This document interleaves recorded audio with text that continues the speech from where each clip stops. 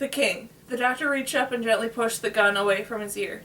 Don't do that. You'll give me an earache. Who are you? Repeated the voice. I'm the doctor. I've come to help. The doctor turned and found himself facing a thin-faced man in a dark coat. Who are you? George Fitzroy, one of the king's private secretaries. So, what's going on? Only wish I knew. Tell me what happened. The young man sighed. I just don't know where to start. Tell you what, said the doctor. Begin at the beginning. Go on to the end, and then stop. Works for me. Fitzroy nodded. Well, it started as a perfectly ordinary day. The king had breakfast in bed. He packed poor old Henry Carruthers off to shoot a stag. Then he got up. I was working in my office looking out, and I saw it was raining. Except the rain was... This is going to sound odd, but it was raining upwards. He rubbed his eyes, still unable to believe what he'd seen. Scotland just vanished, he went on. Suddenly there was nothing but sand. Those huge, buildings, I suppose they are, arrived from the sky, and those monsters marched out. You saw one with their parcels just now. Jolly old Judoon, said the doctor. Go on. They seem to be dozens of them. They've taken over the castle. They've rounded everyone up, locked them in their cellar. They missed me somehow. In their rush and confusion, I grabbed a gun and slipped away. I've been dodging them ever since. What about the king? They've got him shut up under guard in the old queen's sitting room. They seem to be waiting for something. Come on then, said the doctor. Can't hang around chattering in the corridor all day. We'll never save the world like that. Come on where? To see the king. It's too dangerous. We'll be caught. All right, just show me where the king is, and you can go and hide again. Come on. They set off down the corridor. I met his mom once, but we didn't really get on, said the doctor. Wasn't really my fault, to be fair, but Queen Victoria thought I was a bad influence. Herded through the peacemaker's archway, Martha felt an odd sensation. It was as if her entire body was dissolving, and feeling past and suddenly she was marching along a wide red-carpeted corridor. It was lined with white pillars and stag heads hanging in the upper walls. The party stopped outside a set of doors guarded by two Judoon sentries. Professor Challoner pushed them open and moved inside. The Judoon captain and his two troopers took their positions around the room. Martha looked around her. The sitting room they were in was richly furnished. There was a thick red and white checkered carpet and two giant sofas, one on each side of a large table in the center of the room. There were two enormous stuffed armchairs. Everything was covered in bright tartan. The curtains at the windows were tartan as well. There was a white marble fireplace and a giant mirror over it. Paintings of the Scotch Highlands hung on the walls. It was a cozy, luxurious room, thought Martha, no place for Judoon or alien lizard disguised as humans.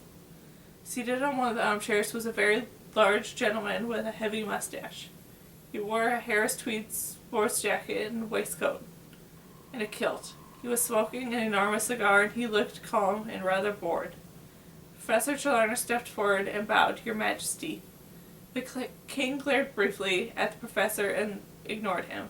His eye moved lazily over the little group focused on Carruthers. There you are, Harry, my boy. Get your stag this time? Missed again, I'm afraid, Your Majesty. The royal gaze turned to Martha. Who's your girlfriend? Peered at Martha in her denim overalls. Is it a girl? Isn't it?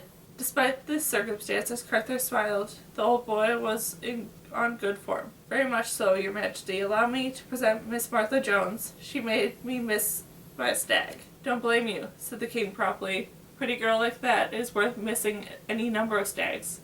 He gave Martha a gracious royal nod.